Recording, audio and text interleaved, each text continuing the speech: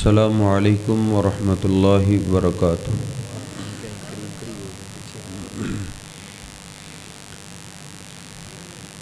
سلام کا جواب بھی دیں اور قریب قریب بھی ہو جائیں۔ السلام علیکم ورحمۃ اللہ وبرکاتہ۔ ان الحمد للہ نحمده ونستعینه ونستغفره ونؤمن به ونتوکل علیہ ونعوذ باللہ من شرور انفسنا ومن سیئات اعمالنا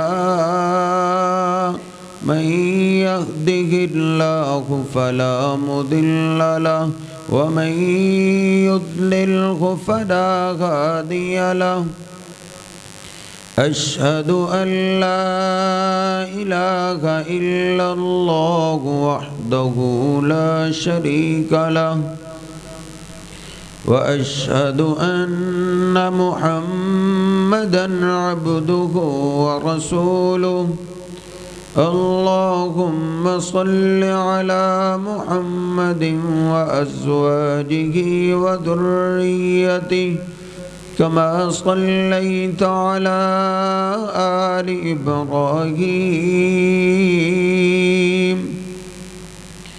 وبارك على محمد وأزواجه وذريته كما باركت على آل إبراهيم إنك حميد مجيد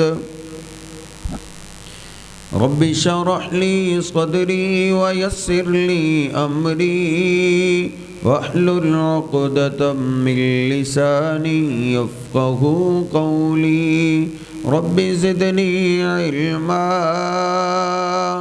سبحانك لا علم لنا إلا ما علمتنا إنك أنت العليم الحكيم۔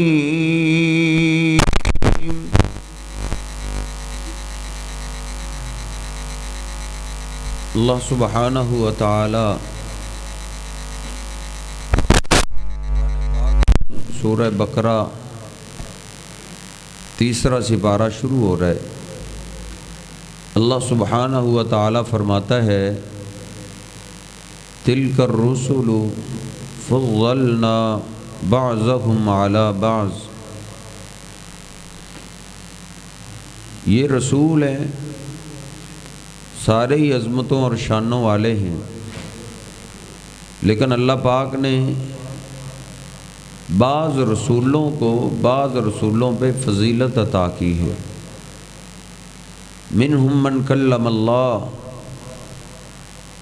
ان میں سے کچھ ایسے ہیں جن سے اللہ پاک نے ڈائریکٹ کلام کیا ہے، ڈائریکٹ گفتگو کی ہے۔ ویسے عام طور پہ اللہ سبحانہ و تعالی وحی کے ذریعے جبریل امین کے ذریعے بات کرتے ہیں، لیکن کئی اللہ کے پیغمبر ایسے جن سے اللہ نے ڈائریکٹ گفتگو کی ہے۔ کلم اللہ موسیٰ تکلیما، جس طرح موسیٰ علیہ السلام سے دنیا میں اللہ نے ڈائریکٹ گفتگو کی ہے، اور ہمارے پیر و مرشد جناب محمد الرسول اللہ صلی اللہ علیہ وسلم کے ساتھ اللہ نے ساتویں آسمان کے اوپر بلا کے ڈائریکٹ گفتگو کی ہے۔ منہم من کلم اللہ ورفع بعضهم درجات، اور بعض تو اللہ کے ایسے پیغمبر ہیں اللہ کہتا ہے میں نے ان کو بڑے درجات میں فضیلت عطا کی۔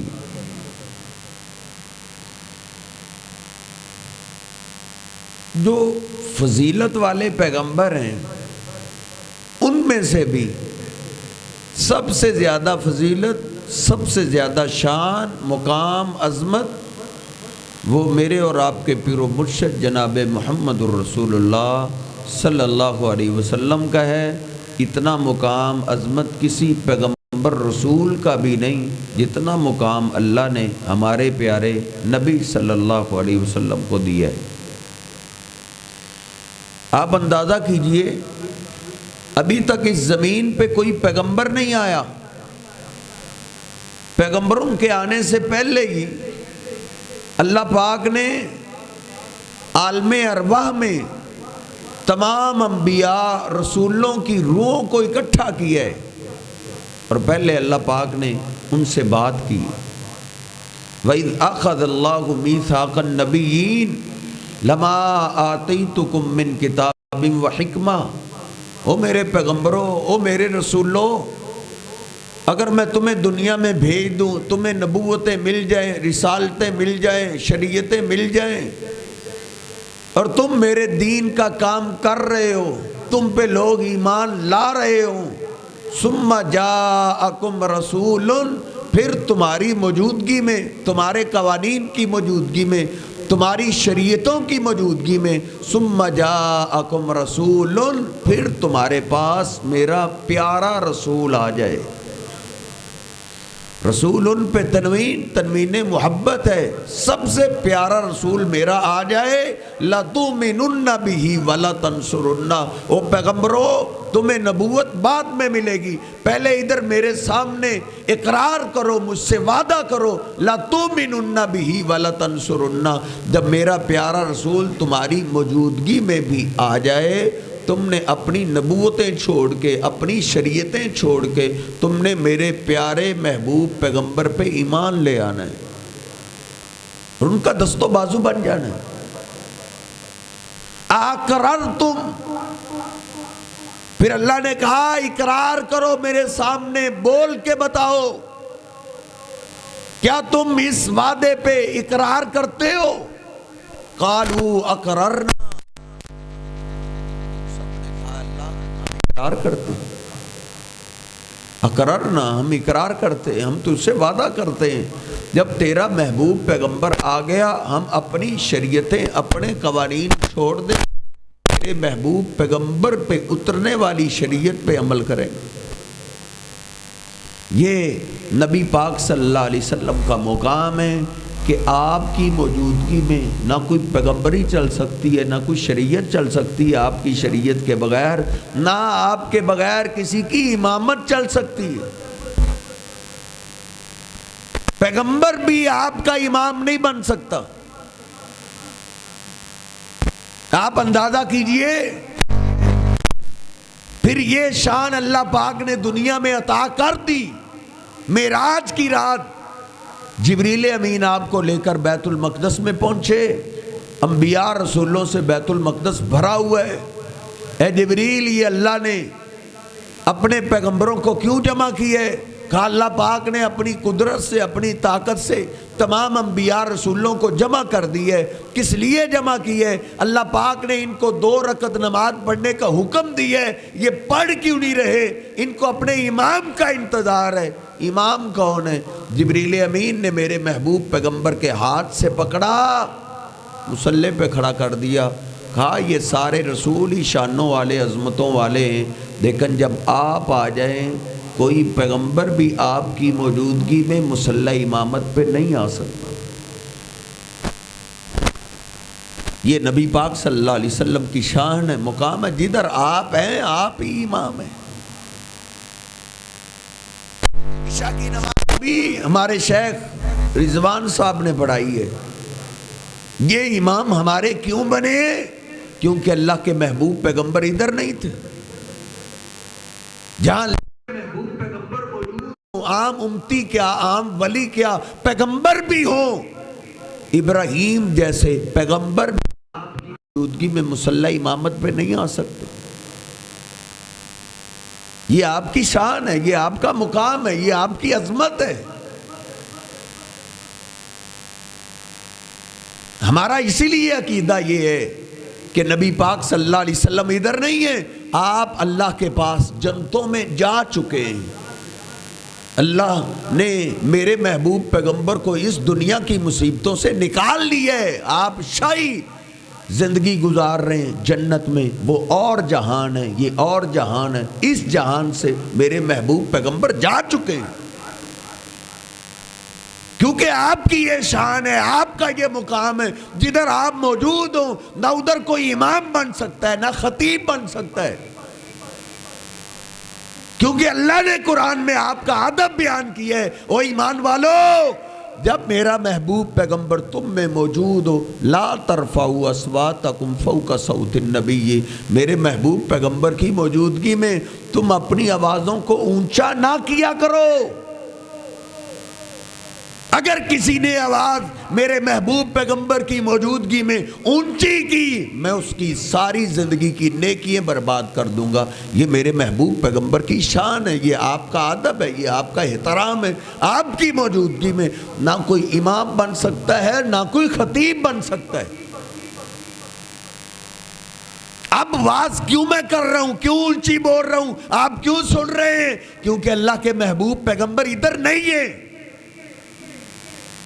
جدھر آپ ہوں نہ کوئی امام بن سکتا ہے نہ خطیب بن سکتا ہے۔ میں بار بار یہ اصرار کر رہا ہوں، اس بات کو ذہن نشین کر لو۔ مسلم شریف کی پہلی حدیث ہے اور صحیح البخاری میں بھی موجود ہے، نبی پاک صلی اللہ علیہ وسلم تشریف فرمائے، جبریل امین انسانی شکل میں آئے، آپ سے سوال کرتے ہیں ایمان کیا ہے، اسلام کیا ہے، احسان کیا ہے؟ آپ نے جواب دیا۔ صحابہ کہتے ہیں عجیب آدمی تھا، پہلے ہم نے کبھی اس کو دیکھا نہیں، سوال کرتے ہوئے ایسے لگتا تھا جیسے اس کو جواب کا پتہ نہیں، جب جواب آپ سے سن لیتا تو تصدیق ایسے کرتا جیسے اس کو پہلے ہی پتہ تھا، ہر جواب سن کے کہتا آپ نے جواب ٹھیک دیا ہے۔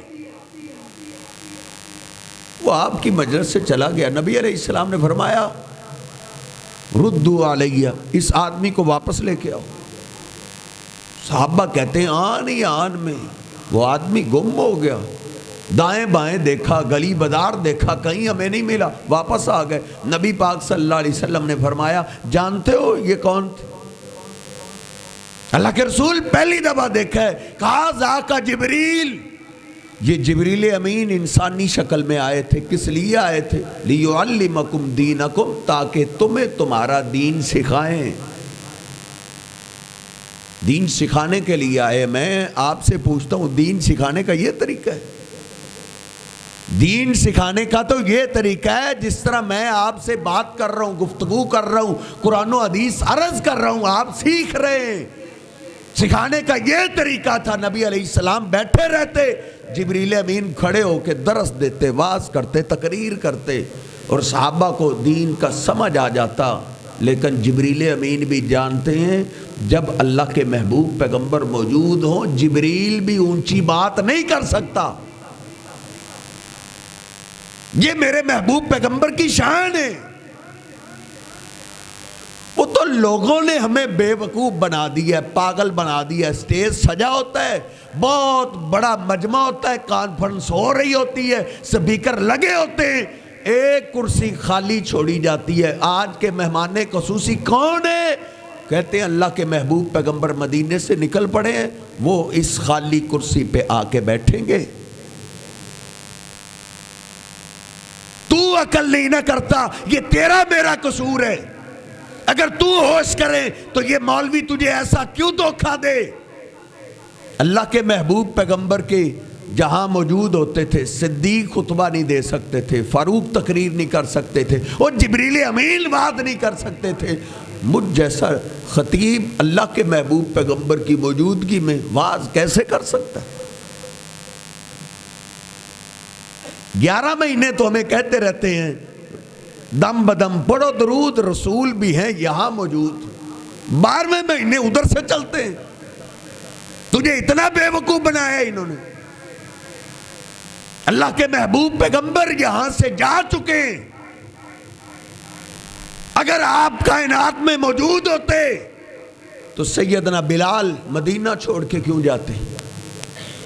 ڈاکٹر طاہر القادری نے سیرت النبی سیرت الرسول پہ کتاب لکھی ہے، اس کی 3 جلد میں یہ واقعہ لکھا ہے انہوں نے کہ سیدنا بلال رضی اللہ تعالیٰ عنہ نے نبی پاک صلی اللہ علیہ وسلم کے جانے کے بعد مدینہ چھوڑ دیا تھا۔ کیوں چھوڑا تھا؟ سیدنا بلال کہتے تھے اب میں مدینے کیسے رہوں، مجھے محبوب پیغمبر نظر نہیں آتے۔ سیدنا بلال جو زمین پہ چلتے ان کے قدموں کی آواز جنت میں آتی تھی، اور ان کو اللہ کے پیغمبر مدینے میں رہتے ہوئے دکھائی نہیں دیتے تھے، اور یہ ظالم کہتے ہیں ان کی آنکھیں دیکھنے والی نہیں۔ کیا سیدنا بلال کی بھی آنکھیں دیکھنے والی نہیں تھی؟ اللہ کے محبوب پیغمبر کی شان سمجھیے، مقام سمجھیے، عظمت سمجھیے۔ نبی پاک صلی اللہ علیہ وسلم کا جو مقام ہے، اللہ کی قسم ہے کسی ولی کیا کسی پیغمبر کا بھی وہ مقام نہیں ہے، لیکن یہ مقام سمجھیں گے تو بات سمجھ آئے گی۔ ایک صحابی نے نبی پاک صلی اللہ علیہ وسلم سے بڑا عجیب سوال کر دیا، اللہ کے رسول آپ کو کیسے پتا چلا کہ آپ کی یہ شان ہے؟ آپ اللہ کے آخری محبوب پیغمبر ہیں، اللہ نے آپ کو اولیاء سے بھی انبیاء سے بھی سب سے زیادہ شان عطا کی ہے، اس شان کا آپ کو کب پتا چلا اور کیسے پتا چلا؟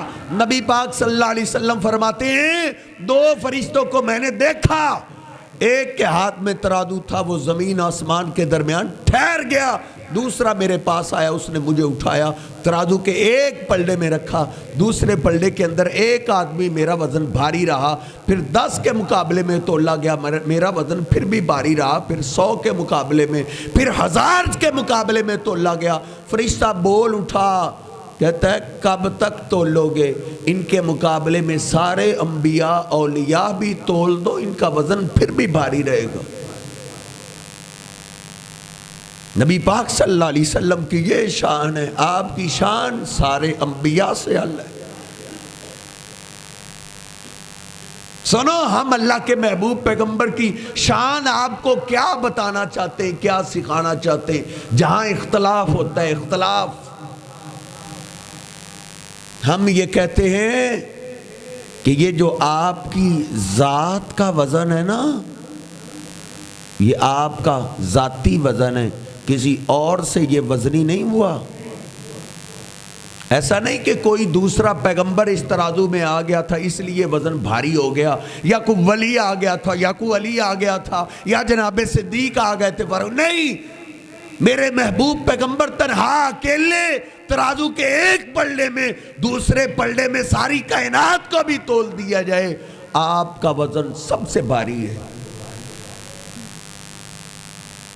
اور آج ٹھنڈے دل کے ساتھ سوچئے، 2 ماہ بعد ملاقات ہو رہی ہے، ٹھنڈے دل کے ساتھ سوچئے، غصہ نہ کیجئے۔ ہمیں گستاخ اس لیے کہا جاتا ہے، ہم کہتے ہیں اللہ کے محبوب پیغمبر کی بات کا بھی وزن یہی ہے۔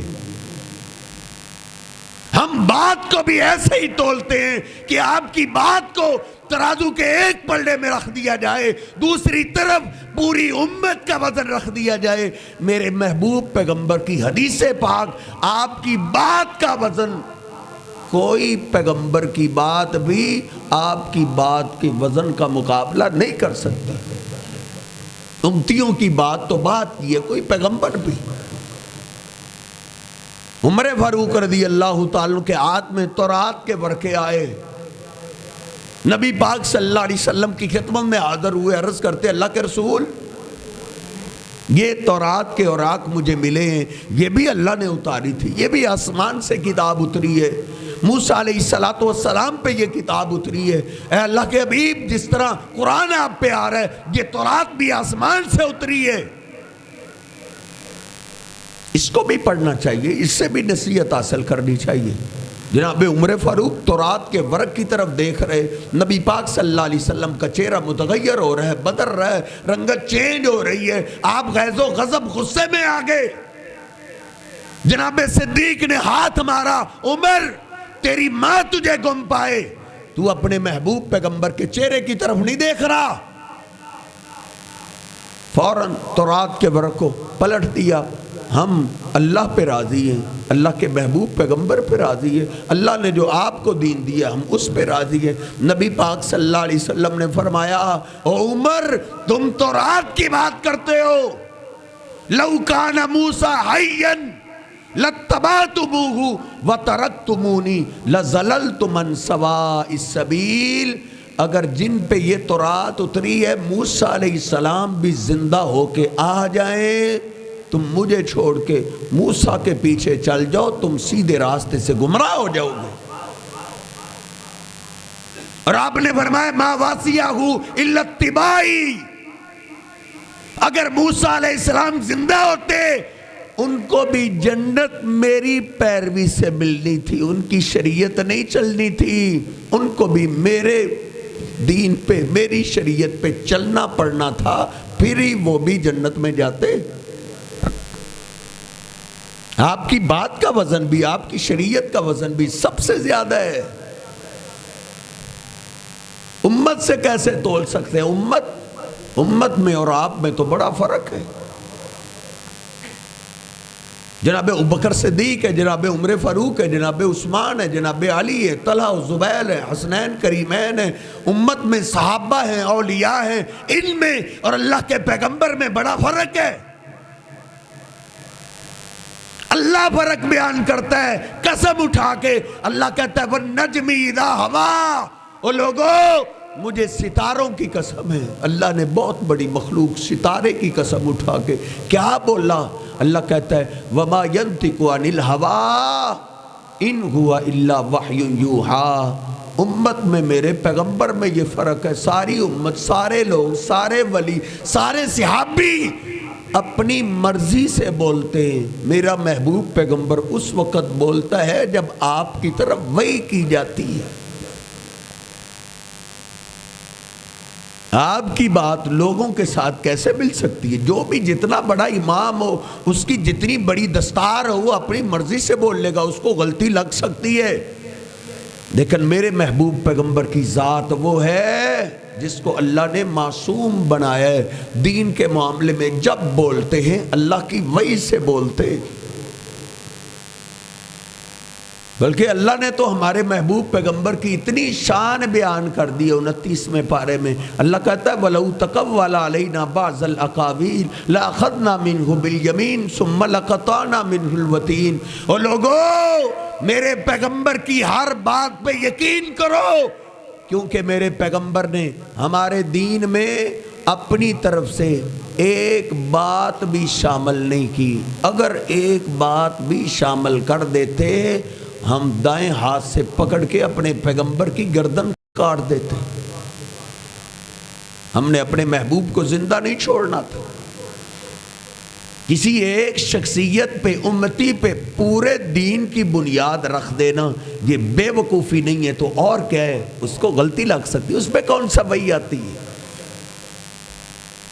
شان ایک الگ بات ہے، مقام ایک الگ بات ہے، لیکن معاملہ دین کا ہے۔ سب سے زیادہ وزن اللہ کے محبوب پیغمبر کی بات کا ہے، اور آپ کی بات کے وزن کے لیے آپ کو کسی کے سہارے کی ضرورت نہیں ہے۔ یہ بات پھر سمجھیے، نبی پاک صلی اللہ علیہ وسلم کی بات کے وزن کے لیے آپ کو کسی کے سہارے کی ضرورت نہیں۔ پوری دنیا ایک طرف ہو جائے، آپ کی بات ایک طرف ہو جائے، ساری دنیا کی بات غلط ہو سکتی ہے، لیکن میرے محبوب پیغمبر کے نکلے ہوئے موتی غلط نہیں ہو سکتے۔ آپ کی بات مضبوط ہے، آپ کو کسی کے سہارے کی ضرورت ہے ہی نہیں۔ سیدنا عمران بن حسین مسلم شریف میں ایک مجلس میں حدیث بیان کر رہے ہیں کہ میں نے اللہ کے محبوب پیغمبر سے خود سنا ہے، میرے کانوں نے سنا، دل نے یاد رکھا۔ کیا آپ نے فرمایا الحیاء کلہ خیر، شرم و حیا جہاں آ جائے وہاں خیر ہوتی ہے۔ جس بیٹی میں شرم و حیا ہے اس بیٹی میں خیر ہے، جس بیٹے میں شرم و حیا ہے اس بیٹے میں خیر ہے، جس چار دیواری میں شرم و حیا رہے اس چار دیواری میں خیر رہتی ہے۔ یہ حدیث پاک بیان کی، مجلس میں سے ایک آدمی کھڑا ہو گیا، اس نے کہا اِنَّا لَنَجِدُ هَذَا بَعْضَ الْكُتُبِ الْحِكْمَةِ، یہ جو آپ نے بات کی ہے نا یہ بالکل ٹھیک ہے، ایسے ہی ہے۔ کیوں ایسے ہی ہے؟ کہتا ہے جو سیانوں کی پرانی کتابیں لکھی ہوئی ہیں نا ان کتابوں میں بھی یہی لکھا ہوا ہے کہ شرم و حیا سے خیر ملتا ہے۔ یہ بات بالکل ٹھیک ہے، سیانوں کی باتیں بھی یہ کہتی ہیں۔ صحابی رسول غصے میں آ گئے، کھڑے ہو گئے، اس کو نکالو میری مجلس سے، یہ میری مجلس میں بیٹھنے کے قابل نہیں ہے۔ اس کو اللہ کے محبوب پیغمبر کی حدیث کے ادب کا ہی نہیں پتا۔ اب سوچئے، رکا میں اس لیے ہوں تاکہ آپ سوچیں، اٹھنے والے آدمی نے مخالفت نہیں کی، اس نے یہ نہیں کہا یہ بات نہیں صحیح، اس نے کہا ہے بات ٹھیک ہے، سیانوں کی کتابیں بھی یہی کہتی ہیں۔ جب اس نے نفی نہیں کی، مانا ہے اس بات کو، تو پھر غصہ کس بات پہ آیا؟ غصہ اس بات پہ آیا ہے کہ جب اللہ کے محبوب پیغمبر کی میں نے بات کر دی ہے پھر سیانوں کی باتوں کی ویلیو ختم ہو جاتی ہے۔ آپ کی بات کے لیے سیانوں کی باتیں پیش کرنے کی ضرورت نہیں رہتی۔ ادھر میں آپ کو کہوں نا کھانے سے پہلے پانی پی لینا چاہیے، ادھر سے ایک آدمی کھڑا ہو جی بالکل فلاں حکیم بھی ایسے ہی کہتے ہیں، کوئی ادھر سے کھڑا ہو جی بالکل فلاں حکیم بھی، ان کے کہنے سے میری بات مضبوط ہو گئی، میری بات پہ آپ کو زیادہ یقین آ جائے گا۔ میری بات کے لیے سہاروں کی ضرورت ہے، اللہ کے محبوب پیغمبر کی بات کے لیے سہاروں کی ضرورت نہیں ہے۔ اور اس گستاخی کی سب سے خطرناک شکل وہ تقلید ہے۔ تقلید، تقلید کا معنی یہ ہوتا ہے کہ میں صرف اس حدیث کو لوں گا جس حدیث کو جس کی میں تقلید کرتا ہوں وہ امام لے گا تو میں لوں گا۔ کیا نبی پاک صلی اللہ علیہ وسلم کی حدیث پاک کسی امام کی محتاج ہے کہ وہ امام مانے گا تو آپ کی بات مضبوط ہوگی؟ پوچھ لو جا کے اپنے مفتیان سے کہ مکے میں رفع الیدین کر رہے ہیں، مدینے میں بھی کر رہے ہیں، تو آپ کو کہیں گے وہ حنبلی ہیں، وہ کر سکتے ہیں۔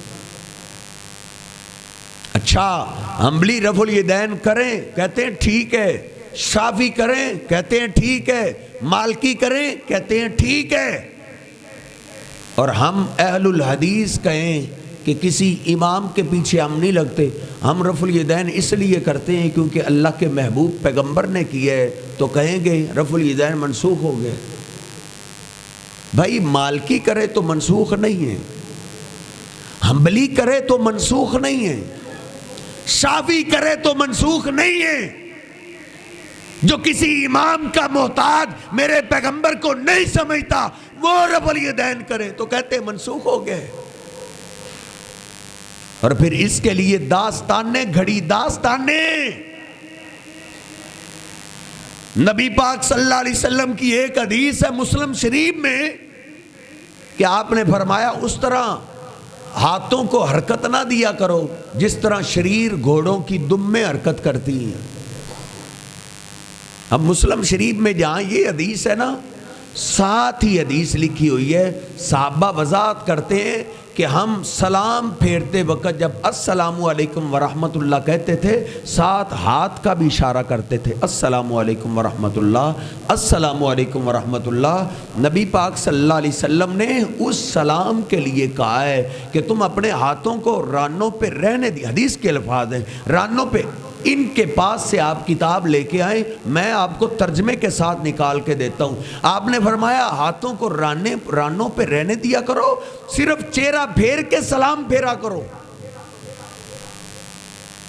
اب جس حدیث میں سلام کا تذکرہ نہیں تھا نا پچھلی حدیث میں، اگلی حدیث میں وضاحت ہے، اس حدیث کو ادھر سے اٹھایا، رکوع جاتے رکوع سے سر اٹھاتے رفع الیدین پہ اس کو فٹ کر دیا۔ جی اللہ کے پیغمبر نے فرمایا شریر گھوڑوں والا عمل تم کیوں کرتے ہو؟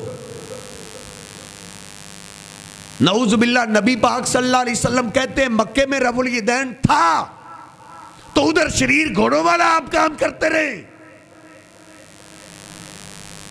وہ اللہ کے محبوب پیغمبر کی حدیث کے لیے، اپنے امام کو بچانے کے لیے لوگ کیسی کیسی داستانیں بھی گھڑ جاتے ہیں، کہتے ہیں جی وہ مکے میں رفع الیدین تھا، کیونکہ مکے میں آپ کے پیچھے لوگ بت لے کے آ کے کھڑے ہو جایا کرتے تھے۔ حنبلی رفع الیدین کریں تو ان کے لیے داستانیں نہیں ہیں، شافیوں کے لیے نہیں ہے، مالکیوں کے لیے نہیں ہے، صرف اہل الحدیث کے لیے جو ڈائریکٹ اللہ کے پیغمبر کی حدیث پہ عمل کرتے ہیں، ان کے لیے کہتے ہیں کہ یہ مکے کی بات ہے، مکے میں آپ کے پیچھے لوگ بت لے کے آ جاتے تھے۔ ہمیں لوگ ایسے بھی دھوکہ دیتے ہیں اللہ کی قسم، وگرنہ ہمیں عقل ہو تو پوچھ تو سکتے ہو مولانا صاحب، اللہ کے محبوب پیغمبر کے پیچھے مکے میں ابو جہل تو نماز نہیں پڑھتا تھا، آپ کے پیچھے تو جناب بلال نماز پڑھتے تھے جن کو بتوں کو چھوڑنے کی وجہ سے مار پڑی تھی، جن کو تپتے ہوئے انگاروں پہ لٹا دیا جاتا تھا۔ تو میرے بتوں کا گستاخ، میرا غلام ہو کے تو کہاں سے پیدا ہو گئے؟ تپتے انگاروں پہ کیوں لٹا دیا جاتا تھا؟ سیدنا بلال اللہ احد کہتے تھے، نہیں مانتا میں تمہارے بتوں کو، میں اپنے رب پہ ایمان لایا ہوں۔ جو بتوں کو چھوڑنے کی وجہ سے مارے کھایا کرتے، سوچا جا سکتا ہے کہ وہ آپ کے پیچھے بت لے کے آ کے کھڑے ہو جایا کرتے تھے؟ جی وہ تو رفع الیدین بت کو گرانے کے لیے آپ نے شروع کیا تھا، حالانکہ کوئی بھلا مانس ہو، کوئی پوچھنے والا ہو، او بھائی بت تو پہلے رفع الیدین سے ہی گر جاتے ہیں، پہلا رفع الیدین کیا بت تو گر گئے، اب ان کو مغناطیس لگا ہوا تھا، وہ پھر چمٹ جاتے تھے۔ کوئی ہے عقل والی بات، کوئی ہے پوچھنے والا؟ ڈاکٹر طاہر القادری نے اپنا بیان جاری کیا ہے، یہ تمہیں اصل کتابیں پڑھنے نہیں دیتے، لکیر کا فقیر بناتے ہیں تمہیں، پتہ ہے ان کو پاکستانی بھیڑ چال بنے ہوئے ہیں۔ ڈاکٹر طاہر القادری نے کہا ہے امام بخاری علیہ رحمہ رکوع جاتے رکوع سے سر اٹھاتے رفع الیدین کرتے تھے، امام مسلم کرتے تھے، امام ترمذی کرتے تھے، امام ابن ماجہ کرتے تھے، امام ابو داؤد کرتے تھے، اور میرے پاس کلپ موجود ہے، کہتے ہیں پیران پیر عبد القادر جیلانی رحمت اللہ علیہ بھی رکوع جاتے رکوع سے سر اٹھاتے رفع الیدین کرتے تھے۔ غنیۃ الطالبین میں ان کی کتاب میں رکوع جاتے رکوع سے سر اٹھاتے رفع الیدین کا تذکرہ ہے۔ یہ کیوں نہیں کرتے؟ جی امام ابو حنیفہ نے نہیں کیا تھا، وہ امام ابو حنیفہ کو پیغمبر تو نہیں تھے تو ایک انسان ہی، ان سے غلطی ہو سکتی ہے نا یار، ان کو امام تو لوگوں نے بنایا، یہ صرف اللہ کے پیغمبر کی شان ہے اور کسی کی شان نہیں ہے۔ امام ابو حنیفہ رحمہ اللہ تعالی، اللہ ان پہ رحمت فرمائے، اللہ ان کی قبر کو جنت کا باغ بنائے، لیکن وہ انسان تھے، ان کو لوگوں نے امام بنایا تھا، ان کو غلطی لگ سکتی ہے، وہ غلطی تو اس کو بھی لگ سکتی ہے جس کو اللہ کے پیغمبر نے امام بنایا ہو۔ آپ مجھے ایمانداری سے بتائیں، ایک کو امام امت بنائے، ایک کو اللہ کے پیغمبر امام بنائے، کس کی شان زیادہ ہے؟ ہم یہ وزن چاہتے ہیں، اللہ کے محبوب پیغمبر کی بات کا بھی یہی وزن ہے۔ صحیح البخاری کھولیے، اللہ کے پیغمبر نے ایک قافلہ بھیجا اور ان کا امام اپنے ایک انصاری صحابی کو بنایا، صحابہ کو کہا اس کی فرما برداری کرنی۔ راستے میں میر صاحب کو غصہ آ گیا، کہا لکڑیاں اکٹھی کرو۔ نبی پاک صلی اللہ علیہ وسلم نے فرما برداری کو حکم دیا، لکڑیاں اکٹھی ہو گئی، سارے صحابہ دوڑ پڑے لکڑیاں اکٹھی کرنے کے لیے. امام صاحب نے حکم دیا ہے. لکڑیاں اکٹھی ہو گئی. امام صاحب کہا اب اس کو آگ لگا دو.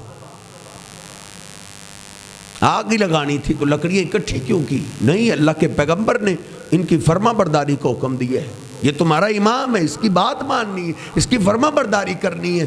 آگ لگا دی. امام صاحب اب کیا کرنا ہے؟ کہا تم سارے اس آگ میں چھلانگے لگا دو.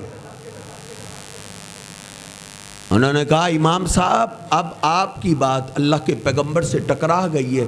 نبی پاک صلی اللہ علیہ وسلم نے خودکشی سے منع فرمایا ہے. اس آگ سے بچنے کے لیے تو اللہ کے پیغمبر کی غلامی میں آئے ہیں. غلامی میں بھی آگ میں جانا ہے تو فائدہ کیا ہے؟ یہ بات تمہاری اللہ کے پیغمبر کی بات سے ٹکرا گئی، یہ نہیں مان سکتے ہم. واپس آئے. امام صاحب نے شکایت کی، انہوں نے میری بات مانی نہیں. صحابہ نے عرض کی اللہ کے رسول پوچھو کیا مانی اور کیا نہیں مانی. سارا واقعہ سنایا. آپ نے فرمایا اچھا جس کو میں نے امام بنایا اس نے تمہیں کہہ دیا تھا آگ میں چھلانگے لگا دو، اچھا کیا ہے تم نے چھلانگے نہیں لگائی. لو دخلوها ما خرجوا منها یوم القیامہ. اللہ کے پیغمبر فرماتے ہیں میرے امام کی وہ بات جو میرے خلاف تھی اگر تم میں سے کوئی مان لیتا اور آگ میں چھلانگ لگا دیتا تو وہ قیامت تک آگ میں ہی رہتا. جس کو اللہ کے پیغمبر نے امام بنایا اس کو غلطی لگ سکتی ہے تو امام ابو حنیفہ کو غلطی نہیں لگ سکتی.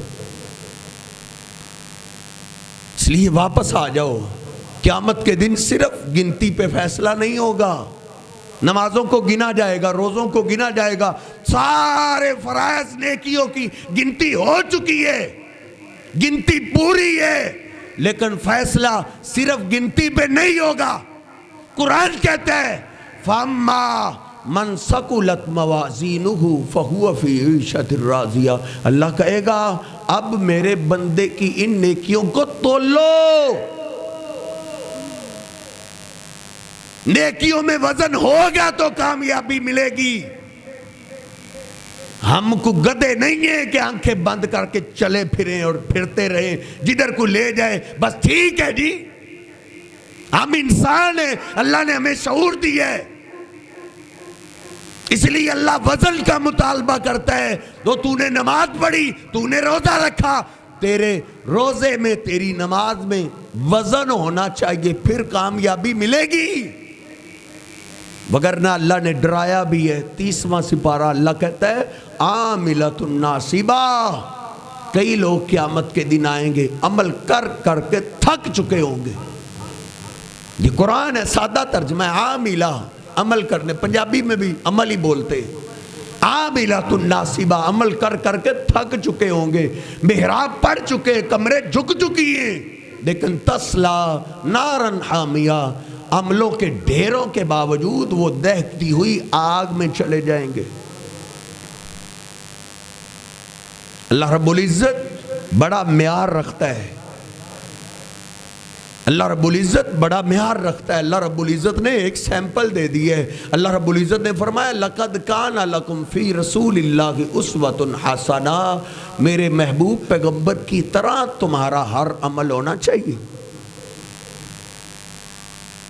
تو انہیں 10,000 کا دروازہ بنانا ہو، گھر سے بیوی سے تو ڈیزائن پسند کرواتا ہے، گورنمنٹ تیری نے وہ ڈیزائن پسند کر دیا، تو نے مستری کو ڈیزائن دے دیا، اس طرح کا دروازہ بنا، تیار ہو گیا، تو لینے کے لیے چلا گیا. مستری صاحب کہتے ہیں سامنے تیرا دروازہ پڑا ہے. تو جا کے کہتا مجھے تو دکھائی نہیں دے رہا. وہ آ کے کہتا دیکھ سامنے پڑا ہے. کہتا نہیں ہے. پھر آ کے مستری ہاتھ لگاتا ہے کہ یہ تیرا دروازہ ہے. پھر تیرا رنگ اڑتا ہے. جو میں نے تجھے جو سیمپل دیا تھا، جو تصویر دکھائی تھی، یہ وہ ڈیزائن تو نہیں ہے. مستری کہتا ہے جی یہ اس سے زیادہ خوبصورت ہے. اس کو پیچھے کا ڈر ہے. وہ کہتا ہے پیسے میں نے دینے ہیں، تو نے اپنی مرضی کیوں کی؟ اور یہ تیرے قوانین ہیں، میرے رب کا بھی قانون ہے. اللہ کہتا ہے تیری محنتوں سے زیادہ مجھے پیار اپنے پیغمبر سے ہے، تیرے وقت سے زیادہ، تیری دولت سے زیادہ مجھے پیار میرے آخری محبوب پیغمبر کے ساتھ ہے۔ اس نے وقت بڑا لگایا، اس نے میں نہیں، اللہ کہتا ہے وقت بعد میں، محنت بعد میں، مشقت بعد میں، پہلے دیکھیے اس کے عمل سے میرے لاڈلے محبوب پیغمبر کی سنت کی خوشبو آتی ہے۔ اگر محنت کی بات ہوتی تو اللہ کے محبوب پیغمبر حج عمرے کے لیے جا رہے ہیں، راستے میں آپ نے عجب منظر دیکھا، 2 سواریاں خالی جا رہی ہیں اور ان کے درمیان 2 نوجوان ہیں، وہ پیدل چل رہے ہیں، اور دونوں نوجوانوں کے درمیان ایک بوڑھا ہے جو دونوں نوجوانوں کے سہارے پیدل حج کے لیے جا رہا ہے۔ آج اندھیر نگری ہے، جس طرف جس کا کسی کا چہرہ اٹھتا ہے سیاستدانوں کی طرح ہم اس کو کھلانا اور دین سمجھ لیتے ہیں۔ تیرے پاکستان سے، تیرے اکاڑے سے ایک آدمی حج کے لیے پیدل جا رہا ہے۔ اللہ کے محبوب پیغمبر نے دیکھا، آپ نے سواری کو روک دیا، کہا سواریاں خالی اور تم پیدل کیا وجہ؟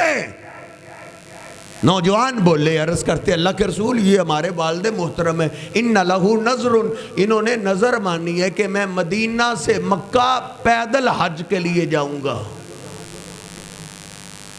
اب مدینہ سے مکہ حج کے لیے سواریوں کی موجودگی میں پیدل جانا اللہ کے محبوب پیغمبر کی سنت سے ثابت نہیں۔ شقت کتنی ہے، محنت کتنی، لیکن اللہ کو ہماری محنتوں سے زیادہ پیار اپنے محبوب پیغمبر سے ہے۔ ہم تو اپنے پیغمبر کی شان کی بات کرتے ہیں، ہم تو اپنے پیغمبر کے مقام کی بات کرتے ہیں۔ نبی پاک صلی اللہ علیہ وسلم نے اس بزرگ کو شاباش نہیں دی، اور اس مسجد میں جو گھر سے نماز کے لیے آتا ہے، اللہ کے پیغمبر فرماتے ہیں ہر قدم کے بدلے اللہ 10 نیکیاں عطا کرتا ہے۔ تو جو بیت اللہ پیدل جائے اس کی نیکیوں کا عالم کیا ہوگا؟ لیکن بھائی نیکی تب ملتی ہے جب سنت کے مطابق ہو۔ اللہ کے پیغمبر نے فرمایا ارکب ایھا الشیخ، او بزرگو سواری پہ سوار ہو جاؤ، پیدل یہاں سے سواریوں کی موجودگی میں جانا یہ میرا طریقہ نہیں ہے۔ ان اللہ بریء عنک وعن نظرک، اللہ پاک آپ کو کسی قدم کے بدلے کوئی نیکی نہیں دے گا۔ میرا طریقہ سواری پہ سوار ہو کے جانا ہے، تم پیدل جا رہے ہو۔ اللہ آپ کی نظر سے بے پرواہ ہے، اللہ آپ کو کوئی اجر نہیں دے گا۔ سمجھ آئی نا بات؟ اللہ کو ہماری مشقتوں سے زیادہ پیار اپنے محبوب پیغمبر سے۔ اللہ کے پیغمبر کی سنت کے مطابق ہے تو قبول ہے، سنت سے ہٹ جائے جتنی مرضی محنت ہو، جتنی مرضی مشقت ہو، جتنا مرضی پیسہ لگ جائے، اللہ کو اپنے محبوب پیغمبر کی سنت کی خوشبو چاہیے۔ نبی پاک صلی اللہ علیہ وسلم کے سامنے ایک صحابی ہے، باتیں کرنے لگا، عرض کرتا اللہ کے رسول آپ نے لگتا ہے مجھے پہچانا نہیں۔ فرمایا پہلی دفعہ ملاقات معلوم ہو رہی۔ عرض کرتا اللہ کے رسول پچھلے سال فلاں قافلے میں ایسی ایسی باتیں کرنے والا جو تھا نا وہ میں تھا۔ آپ نے فرمایا ملذی غیرک، وہ تم تو نہیں ہو، وہ تو اچھی بڑی جسامت والا تھا، صحت مند تھا، آپ تو دبلے پتلے ہو گئے۔ عرض کرتا انا ذاک الرجل، اللہ کے رسول میں ہی وہی آدمی ہوں۔ کہا تم کمزور کیسے ہو گئے؟ کہا اللہ کے رسول میں جب گیاس تھا نا میں نے آپ سے سنا تھا جو ایک دن کا روزہ اللہ کے لیے رکھ لیتا ہے اللہ اس کے اور جہنم کے درمیان اتنا فاصلہ کر دیتا ہے جتنا زمین سے آسمان تک کا خلا ہے۔ اس بات کو، اس دن کو آج سال ہو گیا ہے، 1 سال میں نے ایک بھی روزے کا ناغہ نہیں کیا۔ کتنی محنت ہے، کتنی مشقت ہے۔ میں کہا کرتا ہوں صحابہ اکرام سے اللہ نے یہ غلطیاں کروائی ہیں ہمارے سبق کے لیے، ہمارے سبق کے لیے کہ کسی صحابی کا عمل اللہ کے پیغمبر کی سنت سے ہٹ جائے اللہ ان کا عمل قبول نہیں کرتا، تیرا میرا عمل قبول کیسے ہوگا؟ نبی پاک صلی اللہ علیہ وسلم نے کیا فرمایا؟ لا صام من صام الابد، اس کا مطلب یہ ہے آپ نے ایک بھی روزہ نہیں رکھا، کسی روزے کا ثواب نہیں، کیونکہ پورا سال روزے رکھنا بغیر ناگے کے اللہ کے محبوب پیغمبر کی سنت سے ثابت نہیں۔ دوسری طرف آئیں، نبی پاک صلی اللہ علیہ وسلم فرماتے ہیں جو رمضان کے روزے رکھ لے ثم اتبعہ ستا من شوال کصیام الدہر، آپ فرماتے ہیں رمضان کے روزوں کے بعد اگلے مہینے شوال میں جو صرف 6 روزے رکھ لیتا ہے، اللہ اس کو پورے سال کے روزوں کا ثواب عطا کر دیتا ہے، جیسے اس نے پورے سال روزے رکھے۔ دیکھ دوسری طرف پورے سال کے روزے ثواب کچھ بھی نہیں، ادھر روزے تھوڑے ہیں ثواب پورے سال کا ہے۔ ثواب پورے سال کا کیسے مل گیا ہے؟ فرق ایک ہی ہے، یہ عمل تھوڑا ہے، اس عمل سے سنت کی خوشبو آ رہی ہے، وہ عمل زیادہ ہے لیکن سنت سے ہٹ گیا۔ لَقَدْ كَانَ لَكُمْ فِي رَسُولِ اللَّهِ أُسْوَةٌ حَسَنَةٌ، اللہ نیتوں کو بھی دیکھتا ہے لیکن نیت بعد میں کہ جی نیت بڑی اچھی ہے، اگر سنت سے ہٹ جائے نیت صحابہ سے پاکیزہ کس کی ہو سکتی ہے؟ اللہ کے محبوب پیغمبر نے بڑی عید الاضحیٰ کا خطبہ ارشاد فرمایا اور آپ نے فرمایا من صلی صلاتنا و نسک نسکنا فقد اصاب النسک، جو اب جا کے قربانی کرے گا نا اس کی قربانی ہمارے طریقے کے مطابق اللہ قبول کر لے گا۔ ایک صحابی کھڑے ہو گئے، سیدنا ابو بردہ بن نیار کھڑے ہو کے عرض کرتے ہیں اللہ کے رسول قد نسکت قبل ان اخرجا، میں تو قربانی کر کے آیا ہوں، اللہ کے رسول میرے آس پاس ہمسائے بڑے غریب تھے، پورا سال ان کو گوشت کھانے کے لیے نہیں ملتا، میرے دل میں یہ خواہش تھی کاش میرے ان غریب ہمسایوں کے گھر ہمارے گھر کی قربانی کا گوشت سب سے پہلے پہنچنا چاہیے۔ نیت کتنی اعلیٰ ہے، سنت سے عمل ہٹ گیا ہے، آپ نے شاباش دی ہے کہ تیری نیت بڑی اعلیٰ ہے۔ جتنے بندے اتنی سوچ، جتنے لوگ جتنے امام اتنی عقلیں مختلف ہیں، اگر ایسے دین چل جائے تو پھر دین تو کھلونا بن جائے گا۔ ایک ہی اللہ نے قانون بنایا ہے، ایک ہی آئیڈیل بنایا ہے، ایک ہی نمونہ بنایا ہے، اس کے طریقے کے مطابق چلو۔ آپ نے کیا فرمایا ابو بردہ؟ تل کا شاۃ لحم، یہ عام بکری کا گوشت ہے، قربانی نہیں ہوئی، یہ کسائیوں والا عام گوشت ہے، قربانی کا ثواب نہیں ملا۔ ثواب کیوں نہیں ملا میرے صاحب؟ اپنے دل سے پوچھئے نیت کتنی اعلیٰ ہے، رزق حلال ہے، جانور ٹھیک ہے، جانور میں عیب نہیں، کرنے والے میں عیب نہیں ہے، بس طریقہ ہٹ گیا ہے۔ تو میرے محبوب نے فرمایا اذبح مکانہا اخرى، اگر قربانی کا ثواب لینا چاہتے ہو تو اب نئی قربانی کرو، وہ ہمارے طریقے کے مطابق ہوگی، وہ اللہ قبول کرے گا۔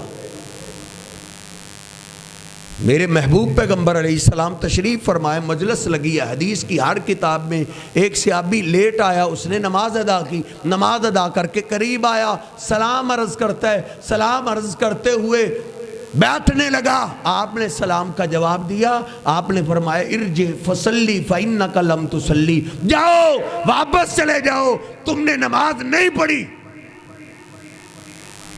صحابہ کہتے ہیں ہم حیران ہو، ہمارے سامنے اللہ کے پیغمبر بھی دیکھ رہے وہ نماز پڑھ کے آ رہا ہے، آپ نے فرمایا جاؤ دوبارہ جا کے نماز پڑھو، تم نے نماز نہیں پڑھی۔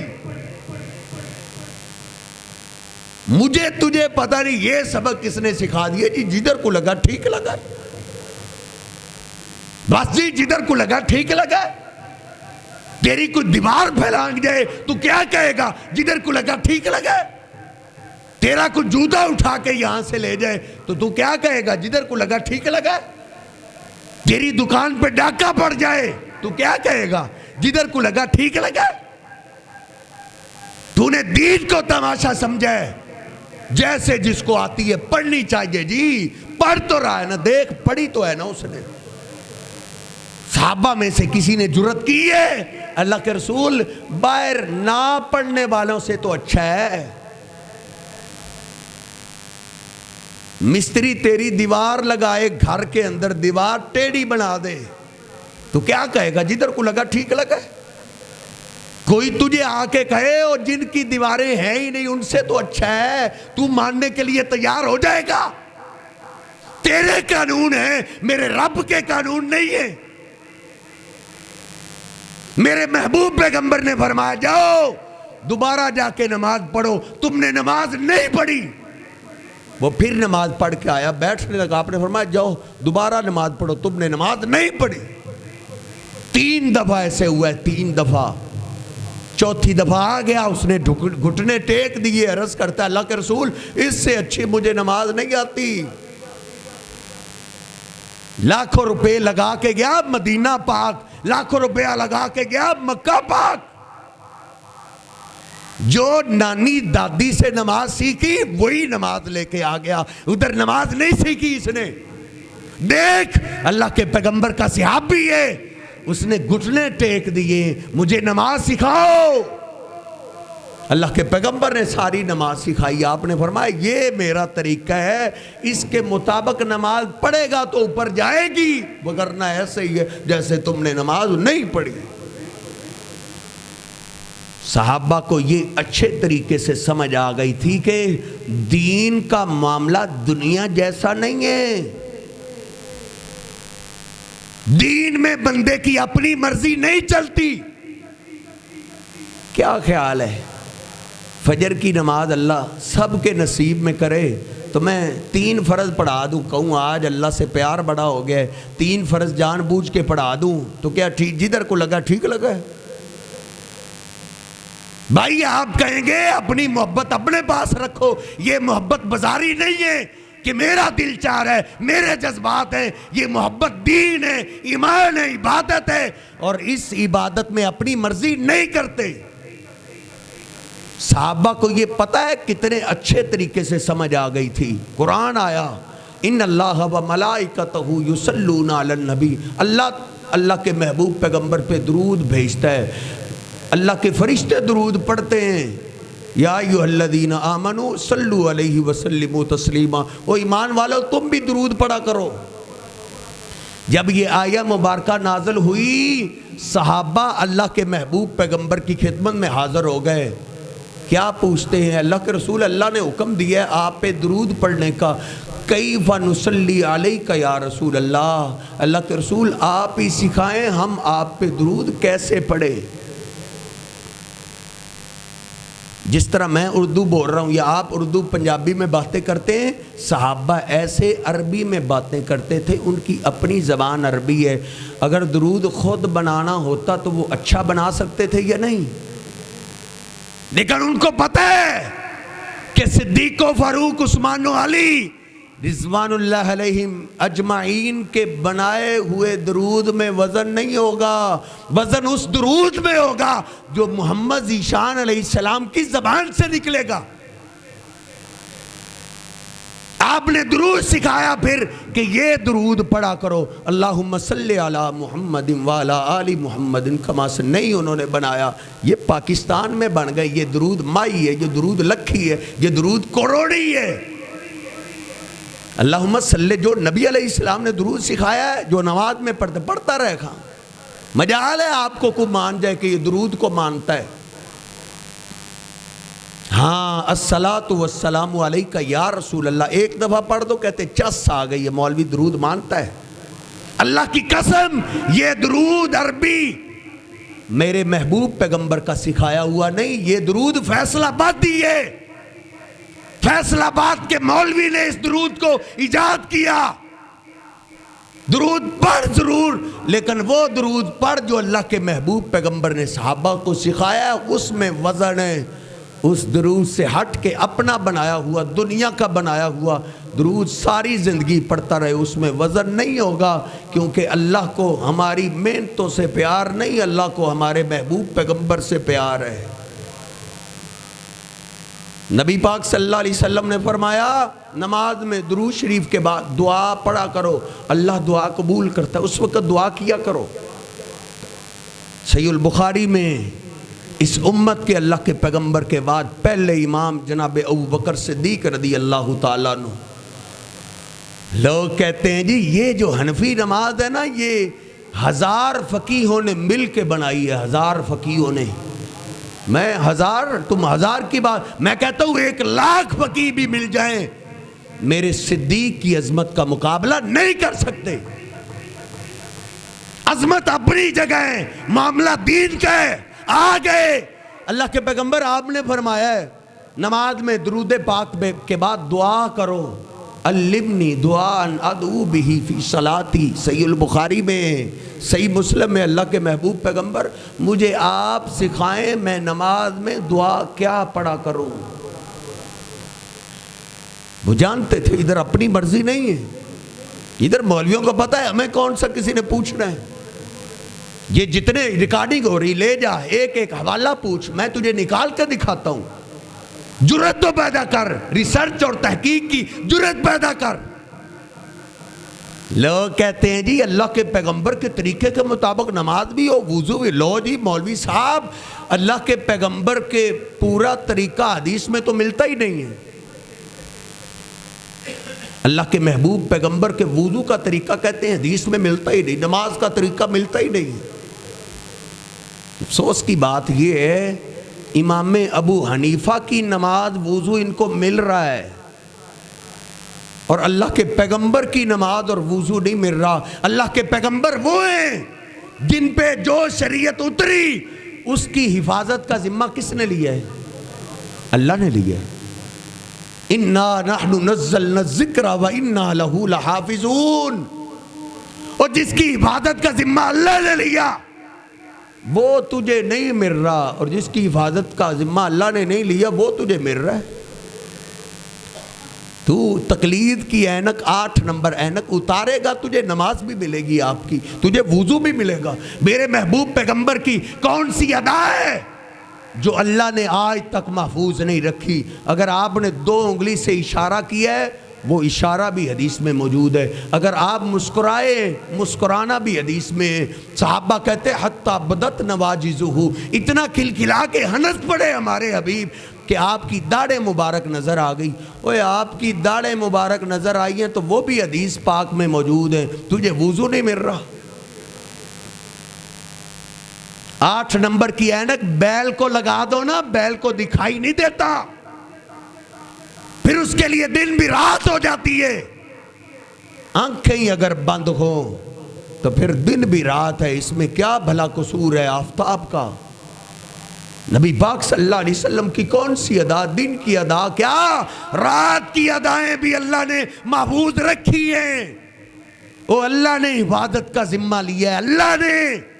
میری امی عائشہ بیان کرتی ہیں نبی پاک صلی اللہ علیہ وسلم میرے ساتھ چادر میں لیٹے ہوئے تھے، آپ نے سمجھا میں سوئی ہوئی ہوں، میں سوئی ہوئی نہیں تھی۔ آہستہ سے آپ نے چادر ہٹائی، آہستہ سے آپ نے جوتا پہنا، آہستہ سے آپ نے دروازہ کھولا، آہستہ سے نکل گئے۔ امی عائشہ فرماتی میں بھی اٹھی، میں کہا کرتا ہوں میری امی عائشہ کو میرے رب نے نہیں سونے دیا تھا، او ایس اٹھو، اگر تم سوئی رہی تو میرے بندوں تک میرے محبوب کی یہ ادا کون پہنچائے گا؟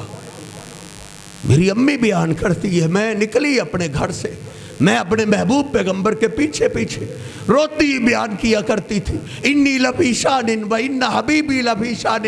میں کیا سمجھ رہی تھی اللہ کے محبوب پیغمبر کیا کر رہے؟ میں نے سمجھا شاید آپ کسی بیوی کے گھر اور کسی بیوی کے پاس چلے گئے، لیکن جب میں آپ کے پیچھے نکلی آپ قبرستان گئے، ادھر آپ نے لمبی دیر کھڑے ہو کے دعا کی، ہاتھ اٹھائے، ہاتھ نیچے آ گئے، پھر ہاتھ اٹھائے، پھر لمبی دیر دعا کی، پھر ہاتھ نیچے آ گئے، 3 دفعہ ایسے آپ نے دعا کیے۔ رات کی تاریکی میں ہاتھ اٹھا کے اللہ کے پیغمبر قبرستان جا کے دعا کر رہے ہیں، تو وہ بھی آج حدیث میں ہیں، تجھے دن کے وضو اور نماز نہیں مل رہے۔ اور یہودی اللہ کے پیغمبر کے صحابہ کو تانے دیتے تھے، علمکم نبیکم کل شیء حتی الخراء۔ اور سلمان فارسی تمہارا پیغمبر بھی عجیب ہے، اس نے تمہیں سارا دین ہی سکھا دیا، اس نے تمہیں قضائے حاجت کا طریقہ بھی بتا دیا ہے، اس نے تو مذاق اڑایا۔ لیکن سیدنا سلمان فارسی رضی اللہ تعالیٰ بولے ہاں ہاں اللہ کے محبوب پیغمبر نے ہمیں دائیں ہاتھ سے استنجا کرنے سے منع فرمایا ہے۔ جس محبوب پیغمبر نے ہمیں استنجا کا طریقہ بھی سکھا دیا ہے، تجھے نماز اور وضو کا طریقہ نہیں مل رہا۔ او الیوم اکملت لکم دینکم واتممت علیکم نعمتی، اللہ کہتا ہے آج میں نے دین مکمل کر دیا ہے۔ یہ آیت کس امام پہ اتری ہے؟ کہتے ہیں جی بھینس ہی حلال نہیں ہے قرآن حدیث میں، بھینس ہی اماموں نے حلال کی ہے، دین مکمل اماموں پہ ہوا ہے یا اللہ کے محبوب پیغمبر پہ ہوا ہے؟ یہودی آ کے عمر فاروق سے کہتا ہے عمر آدم علیہ السلام سے دین شروع ہوا، نوح علیہ السلام پہ آیا، ہود علیہ السلام پہ آیا، صالح ابراہیم علیہ سارے پیغمبروں پہ دین اترتا رہا، موسیٰ علیہ السلام پہ اترا، عیسیٰ علیہ السلام پہ۔ او عمر تمہارے پیغمبر پہ ایک آیت اتری ہے، اگر ہم پہ وہ آیت اترتی تو اس دن کو ہم عید کا دن بنا لیتے۔ پوچھا وہ کون سی آیت؟ کہا یہ آیت الیوم اکملت لکم دینکم۔ او میرے محبوب پیغمبر، او میرے محبوب پیغمبر کے غلاموں، آج اللہ نے تم پہ دین مکمل کر دیا ہے، دین مکمل ہو گیا ہے اللہ کے محبوب پیغمبر پہ۔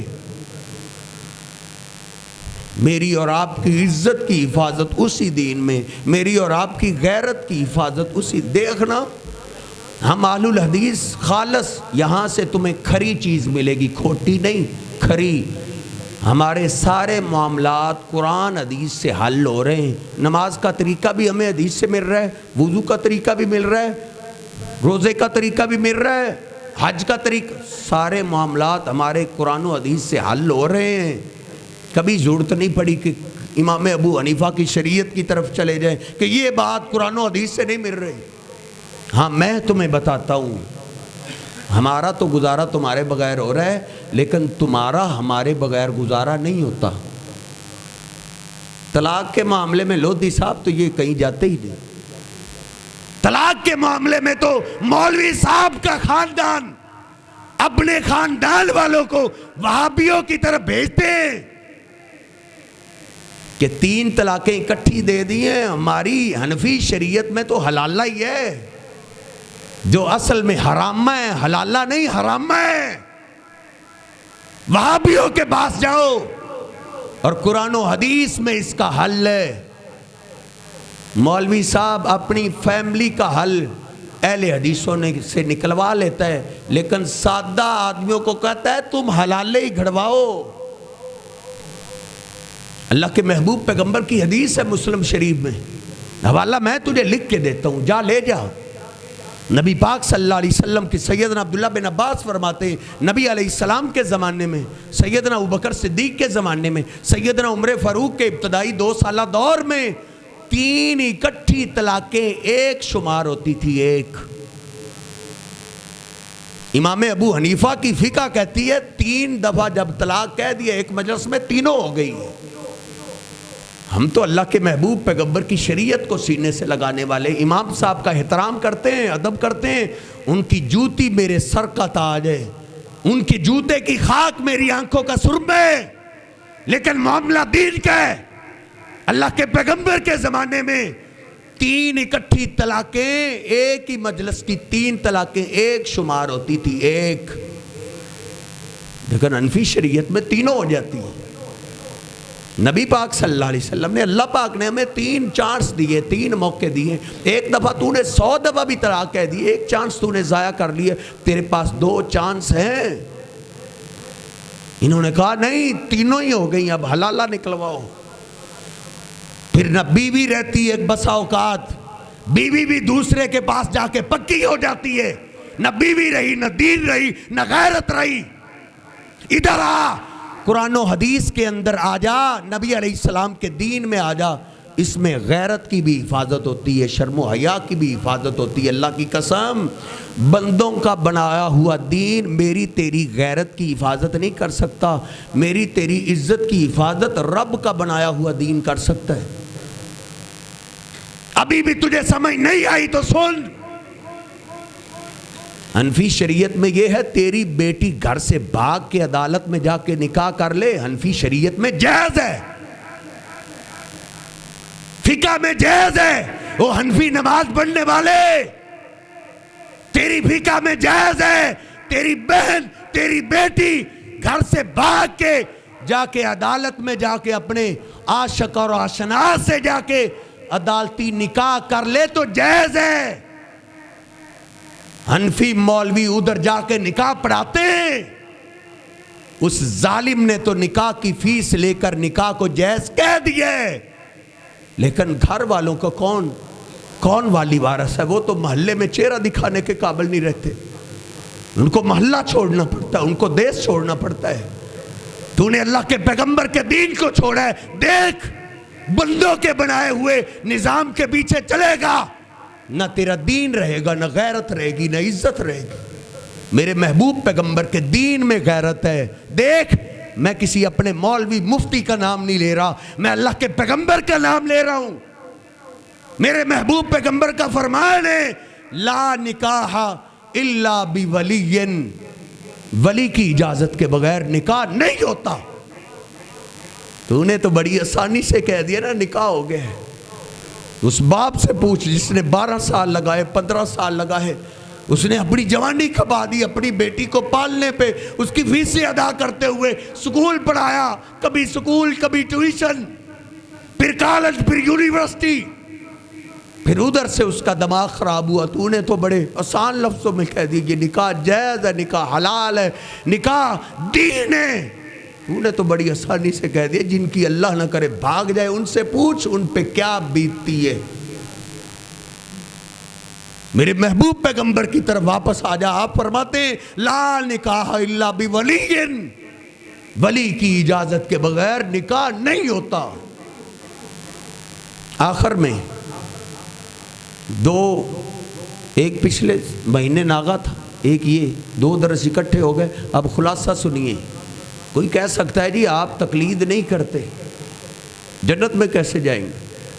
اب ذرا میں اور آپ مل کر تلاش کریں ایسے بندے جو امام ابو حنیفہ کو جانتا نہ ہو, امام مالک کو مانتا نہ ہو, امام شافعی کو نہ جانتا ہو, امام احمد ابن حنبل, امام جعفر صادق, ان اماموں میں سے کسی کو جانتا نہ ہو, صرف اللہ کے پیغمبر کی فرما برداری کرتا ہو اور وہ جنت میں چلا گیا. ایسے بندے تلاش کرو, اگر وہ جنت میں چلے گئے تو ہم بھی چلے جائیں گے. پہلا بندہ تلاش کرو جناب ابو بکر صدیق رضی اللہ تعالیٰ. امام ابو حنیفہ کو جانتے تھے, امام مالک شافعی, امام احمد ابن حنبل کو جانتے تھے؟ نہیں. امام جعفر صادق سے واقف بھی نہیں تھے, صرف اللہ کے پیغمبر کی فرما برداری کرتے رہے, آپ کی اطاعت کرتے رہے, نماز محمدی پڑھتے رہے. تو وہ جنت میں کیسے جائیں گے؟ نبی پاک صلی اللہ علیہ وسلم ایک دفعہ جنتی دروازوں کا ذکر کر رہے تھے, یہ بھی دروازہ ہے یہ بھی دروازہ ہے. جناب صدیق کھڑے ہو گئے, عرض کرتے اللہ کے رسول ہل یدعا من تلک الابواب کلیہا, ہر ایک نے جانا تو جنت کے ایک دروازے سے ہی ہے, کیا کوئی ایسا خوش نصیب ہے جس کی عزت کے لیے جس کے استقبال کے لیے جنت کے 8 دروازے کھول دیے جائیں؟ نبی پاک صلی اللہ علیہ وسلم نے فرمایا لارجو ان تکون منہ, وہ میرے صدیق جیسی تو نے مجھ سے وفائیں کی ہیں, میں تیرے احسانوں کا بدلہ نہیں دے سکا. ہاں ابو بکر تیرے احسانوں کا بدلہ اللہ ہی دے گا. تم جب جنت کے قریب آؤ گے تیرے استقبال کے لیے جنت کے 8 دروازے کھول دیے جائیں گے. اگر وہ محمدی نماز پڑھ کے جنت میں چلے جائیں گے, آج محمدی نماز کی طرف آ جا تو بھی جنت میں چلا جائے گا. دوسرا بندہ تلاش کرو, جناب عمر فاروق رضی اللہ تعالیٰ. نبی پاک صلی اللہ علیہ وسلم نے فجر کی نماز پڑھی, آپ نے فرمایا میرا عمر کدھر ہے, عمر کو لاؤ. صحابہ حیران ہیں, آج جناب عمر کا بڑا تذکرہ ہو رہا ہے. آئے کہا عمر اللہ نے مجھے جنت میں شہداء کے محلات دکھائے, شہداء کا ٹول دیکھ رہا تھا. ان سارے محلات میں ایک محل بڑا ہی دلکش تھا, بڑا ہی خوبصورت تھا. میرے قدم رک گئے, میں نے پوچھا ہے جبریل یہ سب سے خوبصورت محل کس کا ہے؟ جبریل بولے اللہ کے رسول یہ قریشی نوجوان کا ہے. آپ فرماتے ہیں میں نے کہا انا قریشی، اے جبریل میں بھی قریشی ہوں، یہ کس کا ہے؟ جبریل بولے اللہ کے رسول یہ آپ کے غلام عمر فاروق کا مال ہے. وہ صحابہ جنت میں، عثمان فی الجنہ، عثمان جنت میں چلے گئے. نبی پاک صلی اللہ علیہ وسلم نے چندے کا اعلان کیا من جغز جیش العسرۃ فلہ الجنہ، اس لشکر کو تیار کر دو، اس کو میں جنت کی ضمانت آج دیتا ہوں. کون تیار کرے گا؟ جناب عثمان کھڑے ہو گئے جو سب سے بڑے تاجر تھے مدینے کے. اللہ کے رسول میری طرف سے 100 اونٹ لکھ لو. آپ نے فرمایا عثمان اور چاہیے؟ کہا 100 اور لکھ لو. اور چاہیے؟ 100 اور لکھ لو. عثمان گھوڑوں کی بھی ضرورت ہے. دیکھ انہوں نے جنت کیسے خریدی ہے، کیسے آپ اپنے آپ کو جنتی بنایا ہے. آپ نے فرمایا گھوڑوں کی ضرورت ہے. اللہ کے رسول 100 گھوڑے بھی لکھ لو. آپ کا چہرہ چمک گیا. لو میرے عثمان اکیلے نے قافلے کو تیار کر دیا ہے. آپ نے فرمایا میرے صحابہ جبریل امین ابھی آئے، آ کے کہہ گئے ما علی عثمان ما عمل بعد اليوم، صرف آپ ہی عثمان پہ راضی نہیں ہوئے، عرش پہ اللہ بھی راضی ہو گئے. اللہ نے کہا ہے آپ کے عثمان نے آج جنت خرید لی ہے. آپ کا عثمان آج کے بعد نیکی نہ بھی کرے عثمان پھر بھی جنتی ہے. پھر نبی پاک صلی اللہ علیہ وسلم منبر پہ آئے. آپ نے فرمایا اب نقدی ضرورت ہے، نقدی. جناب صدیق بھی کھڑے ہو گئے، جناب فاروق بھی کھڑے ہو گئے. ان کے پاس سواریاں تو نہیں تھی، اونٹ گھوڑے تو نہیں تھے، لیکن دولت تو تھی. گھر گئے جناب صدیق و فاروق آئے. فاروق کیا لائے ہو؟ اللہ کے رسول آدھا مال لے آیا ہوں، آدھا مال، آدھی جائیداد لے آیا ہوں، آدھا مال. جناب صدیق آ رہے ہیں، گرتے پڑتے آ رہے ہیں. اے صدیق اتنا مال، ما بقیت لأہلک یا ابا بکر، اے ابو بکر گھر والوں کے لیے بھی کچھ چھوڑا ہے یا نہیں؟ اللہ کے رسول حب اللہ و رسول، اللہ کے رسول گھر میں کچھ بھی نہیں ہے، اللہ اور اس کے رسول کی محبت کے سوا کچھ نہیں چھوڑا، سب کچھ ہی لے آیا ہوں. ادھر سے عثمان آ گئے، سونے کے سکے اٹھا کے گھر گئے. کہتے ہیں میرے گھر والوں مسجد میں جنت بک رہی ہے، کوئی بھی سونے کا سکہ گھر میں رہنا نہیں چاہیے، لے آؤ نکالو سونے کے سکے. 1000 کے قریب سونے کے سکے اکٹھے کیے، اللہ کے محبوب پیغمبر کے سامنے ڈھیر کر دیے. آپ ان سکوں میں ہاتھ داخل کر رہے ہیں، الٹ پلٹ کر رہے ہیں، اور آپ نے کیا فرمایا؟ واہ عثمان ما ذرہ عثمان ما عمل بعد اليوم. پہلے الفاظ اور ان الفاظ میں فرق ملاحظہ کیجئے. پہلے آپ نے فرمایا تھا میرا عثمان نیکی نہ بھی کرے جنتی ہے. اب آپ نے فرمایا ما ذرہ عثمان، میرے عثمان سے غلطی بھی ہو جائے عثمان پھر بھی جنتی ہے. ان اماموں کی تقلید کے بغیر وہ جنت میں چلے گئے تو ہم بھی چلیں گے. میں اپنے علی پہ قربان جاؤں. میرے علی کا تو میرے محبوب پیغمبر نے صاف نام لے کے فرما دیا تھا لوگو علی فی الجنہ، میرا علی جنتی ہے. علی کیا، علی کے گھر والے بھی جنتی ہیں. آپ نے فرمایا ان فاطمہ سیدۃ نساء اہل الجنہ، میری بیٹی فاطمہ کو اللہ نے جنتی عورتوں کا سردار بنا دی ہے. وَإِنَّ الْحَسَنَ وَالْحُسَيْنَ سَيِّدَا شَبَابِ أَهْلِ الْجَنَّةِ، اور حسن و حسین میرے نواسے جن سے میں پیار کرتا ہوں، میری محبت کا اللہ نے یہ احترام کیا ہے کہ اللہ نے میرے ان نواسوں کو جنتی نوجوانوں کا سردار بنا دیا ہے. وہ ان اماموں کے بغیر جنت میں چلے گئے تو انشاءاللہ ہم بھی چلے جائیں گے. اللہ رب العزت سے دعا ہے اللہ رب العزت مجھے اور آپ کو اپنے محبوب پیغمبر سے سچی محبت کرنے کی توفیق عطا فرمائے. یہ اصل میں عنوان ہے آپ کی شان کا، آپ کے مقام کا، آپ کی عظمت کا. اللہ ہمیں اپنے محبوب پیغمبر کی شان، فضیلت، عظمت، مقام سمجھنے کی توفیق عطا فرمائے. وقول قولی ھذا استغفر اللہ لی ولکم ولسائر المسلمین. یا رب لک الحمد کما ينبغي لجلال وجهك ولعظيم سلطانك. لا إله إلا الله وحده لا شريك له، له الملك وله الحمد وهو على كل شيء قدير. اللهم صل على محمد وعلى آل محمد كما صليت على إبراهيم وعلى آل إبراهيم إنك حميد مجيد. اللهم بارك على محمد وعلى آل محمد كما باركت على إبراهيم وعلى آل إبراهيم إنك حميد مجيد ربنا آتنا في الدنيا حسنة وفي الآخرة حسنة وقنا عذاب النار۔ اے میرے اللہ جتنے ساتھی تشریف فرمائے تیرے حبیب کا ذکر سنتے رہے، اے اللہ ہم سب کا سننا سنانا قبول فرما۔ اے میرے اللہ گناہگار ضرور لیکن بندے تو تیرے ہی، اپنی رحمت سے ہم سب کو معاف فرما، اپنی رحمت سے ہم سب کو اپنے نیک بندوں میں شامل فرما۔ ہے میرے اللہ کئی پریشان حال ساتھی تشریف فرمائیں، سب کی پریشانیاں دور فرما۔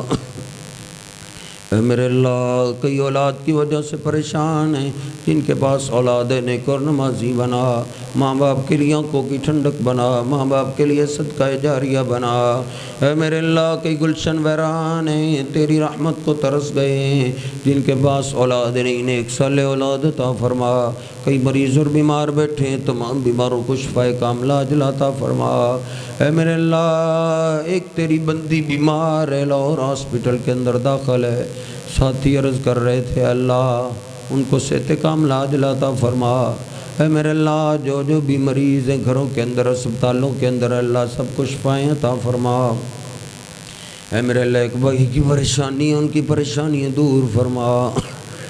اے میرے اللہ جن کے پیارے تیرے پاس چلے گئے اللہ ان کی بخشش فرما، ان کی قبر کو جنت کے باغ بنا۔ اے میرے اللہ کئی تیرے بندے تیرے اس گھر کو آباد کرتے کرتے تیرے پاس چلے گئے، اللہ ان کی بخشش فرما۔ اے میرے اللہ اس گھر کو ان کے لیے صدقہ جاریہ بنا۔ اے میرے اللہ جو ساتھی اہتمام کرتے انتظام کرتے ہیں اے اللہ ان کی محنتیں قبول فرما، جو تیرے گھر کو آباد کرنے میں لگے ہوئے ہیں تو ان کے گھروں کو آباد فرما۔ اے میرے اللہ سب کی عزتوں کی حفاظتیں فرما، سب کے مال جان عزتوں کی حفاظتیں فرما۔ اے اللہ جن کو اولاد دی ہے سب کی اولادوں کو، بیٹوں کو بیٹیوں کو شرم و حیا کی دولت نصیب فرما، سب کی عزتوں کی حفاظتیں فرما۔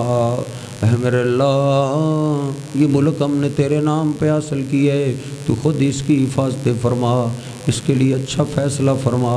اے میرے اللہ اس کے لیے اچھا فیصلہ فرما، ضروریات زندگی آسان بنا۔ ربنا ظلمنا انفسنا وان لم تغفر لنا وترحمنا لنكونن من الخاسرين ربنا تقبل منا انك انت السميع العليم وتب علينا انك انت التواب الرحيم اللهم صل على محمد وعلى ال محمد كما صليت على ابراهيم وعلى ال ابراهيم انك حميد مجيد اللهم بارك على محمد وعلى ال محمد كما باركت على إبراهيم وعلى آل إبراهيم إنك حميد مجيد سبحان ربك رب العزة عما يصفون وسلام على المرسلين الحمد لله رب العالمين۔